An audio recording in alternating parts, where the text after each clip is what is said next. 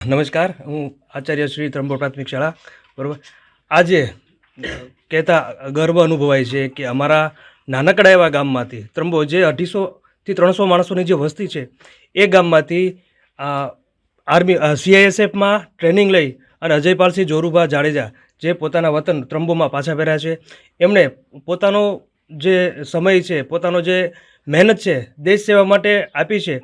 એમના માટે અમે ગામ લોકો તો ગર્વ અનુભવીએ છીએ, પણ અમારી શાળામાંથી ભણી ગણીને જે છોકરો આગળ આવીને અત્યારે દેશકાજ માટે દેશ સેવા માટે જોડાઈને ગામનું નામ રોશન કર્યું છે, સાથે સાથે ત્રંબો શાળા પરિવારનું નામ પણ રોશન કર્યું છે. હજી પણ તે જીવનમાં ખૂબ આગળ વધતા રહે તેવી હાર્દિક શુભકામના. અમને એમના માતા પિતા કે જેમને માતા પિતા એમના શિક્ષક જે પણ છે એમને આગળ વધવા માટે પ્રેરણા આપી કે કાંઈ પણ વાંધો નહીં, અને ખૂબ મહેનત કરી અને આગળ વધવા માટે પ્રોત્સાહન આપ્યું.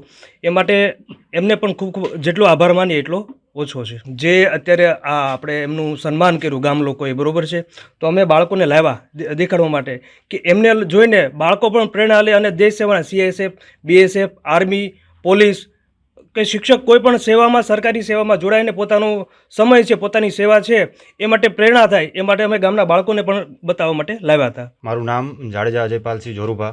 હું હાલ અત્યારે CRPFમાં ટ્રેનિંગ પૂરી કરીને મારા વતને આવ્યો છું. મારું નાનપણથી જ સપનું હતું કે હું આર્મી જોઈન કરું, ફૌજ ડિફેન્સ જોઈન કરું, એવું સપનું હતું મારું. બધાનું સપનું હોય કે કોઈ એન્જિનિયર બને, કોઈ ડૉક્ટર બને, અલગ અલગ સપનું હોય, પણ મારું સપનું હતું હું ફૌજમાં જાઉં. હું ફૌજમાં ગયો. મેં 11 મહિનાની ટ્રેનિંગ પૂર્ણ કરી CRPFની. CRPFની ટ્રેનિંગ બહુ જ કઠિન છે. સવારના 3:30 વાગે ઉઠવું પડે છે, રાતના 11 વાગ્યા સુધી સુવા નથી દેતા.